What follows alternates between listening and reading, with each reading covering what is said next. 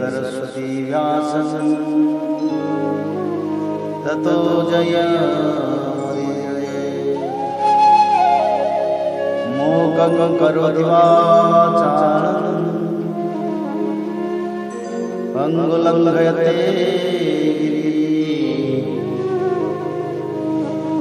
यत्कृपातमहं वन्दे परमानन्दमाधवो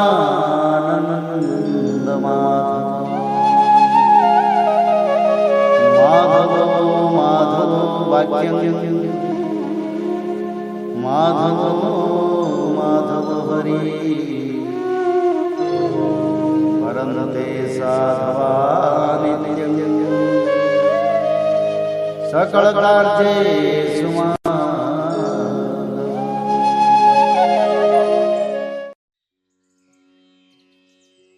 श्रीमद् भागवत महापुराण षट्पंचाशत्मोऽध्यायः।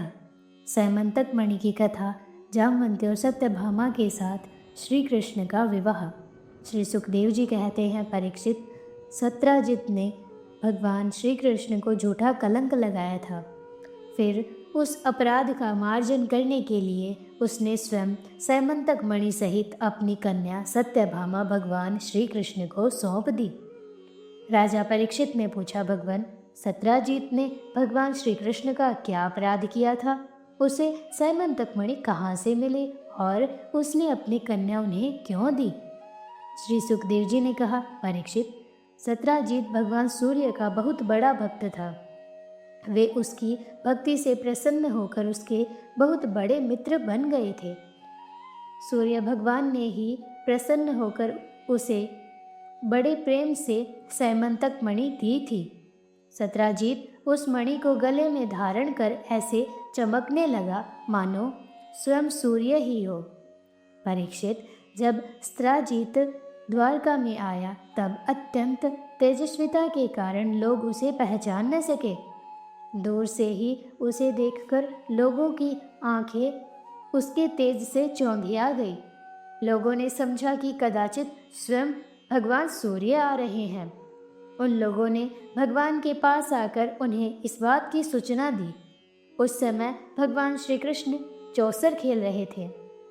लोगों ने कहा, शंख चक्र गदा धारी नारायण, कमल नयन दामोदर, यदुवंशी शिरोमणि गोविंद, आपको नमस्कार है।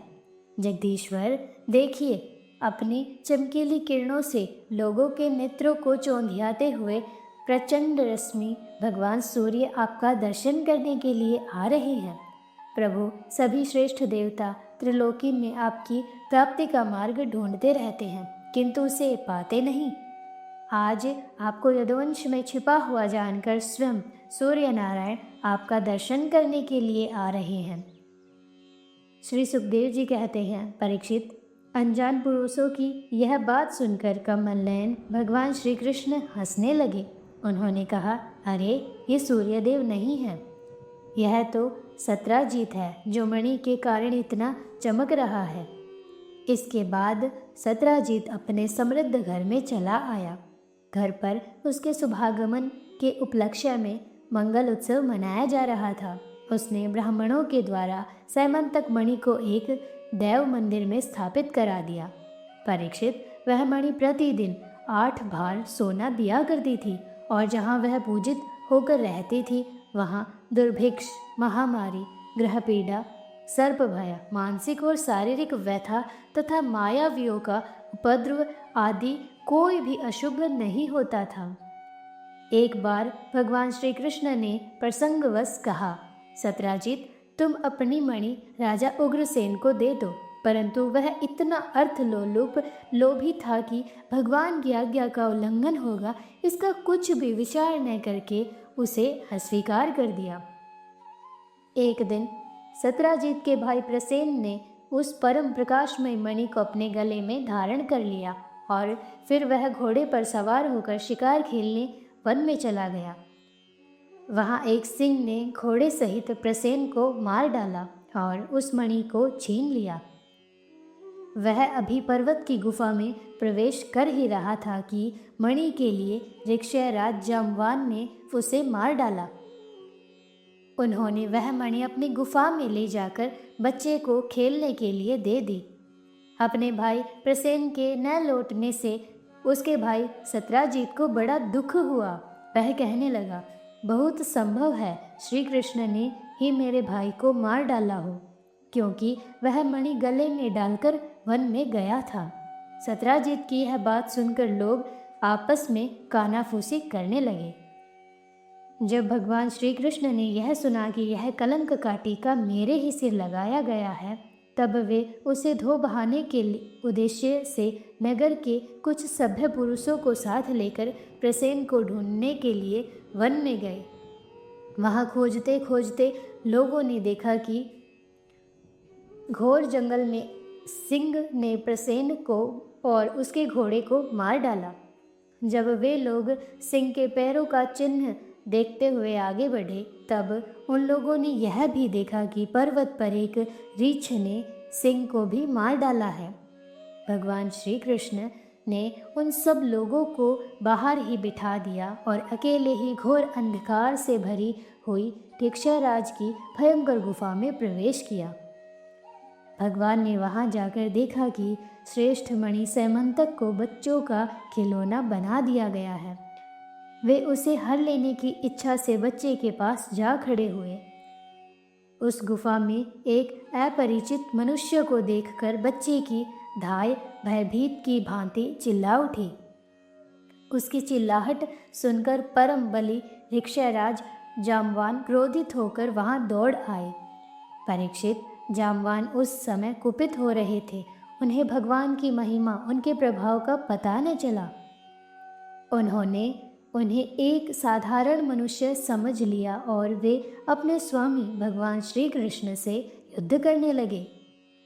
जिस प्रकार मांस के लिए दो बाज आपस में लड़ते हैं, वैसे ही विजयाभिलाषी भगवान श्री कृष्ण और जाम्बवान आपस में घमासान युद्ध करने लगे। पहले तो उन्होंने अस्त्र शस्त्रों का प्रहार किया, फिर शिलाओं का। तत्पश्चात वे वृक्ष उखाड़कर एक दूसरे पर फेंकने लगे। अंत में उनमें बाहु युद्ध होने लगा। परीक्षित, वज्र प्रहार के समान कठोर घूंसों से आपस में वे 28 दिन तक बिना विश्राम किए दिन रात लड़ते रहे। अंत में भगवान श्री कृष्ण के घूंसों की चोट से जाम्बवान के शरीर की एक एक गांठ टूट फूट गई। उत्साह जाता रहा, शरीर पसीने से लथपथ हो गया। तब उन्होंने अत्यंत विस्मित चकित होकर भगवान श्री कृष्ण से कहा, प्रभु, न जान गया आप ही समस्त प्राणियों के स्वामी, रक्षक, पुराण पुरुष भगवान विष्णु हैं। आप ही सबके प्राण, इंद्रिय बल, मनोबल और शरीर बल हैं। आप विश्व के रचयिता, ब्रह्मा आदि को भी बनाने वाले हैं। बनाए हुए पदार्थों में भी सत्ता रूप से आप ही विराजमान हैं। काल के जितने भी अवयव हैं, उनके नियामक परम काल आप ही हैं और शरीर भेद से भिन्न भिन्न प्रतीयमान अंतरात्माओं के परम आत्मा भी आप ही हैं। प्रभु, मुझे स्मरण है आपने अपने नेत्रों से तनिक सा क्रोध का भाव लेकर तिरछी दृष्टि से समुद्र की ओर देखा था। उस समय समुद्र के अंदर रहने वाले बड़े बड़े नाग, घड़ियाल और मगरमच्छ क्षुब्ध हो गए थे और समुद्र ने आपको मार्ग दे दिया था। तब आपने उस पर सेतु बांधकर सुंदर यश की स्थापना की तथा लंका का विध्वंस किया। आपके बाणों से कट कट कर राक्षसों के सिर पृथ्वी पर लौट रहे थे। अवश्य ही आप मेरे वे ही राम जी श्री कृष्ण के रूप में आए हैं।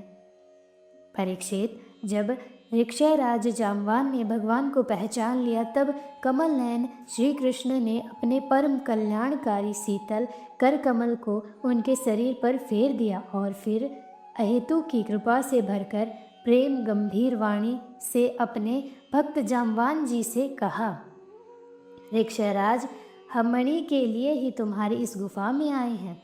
इस मणि के द्वारा मैं अपने पर लगे झूठे कलंक को मिटाना चाहता हूँ।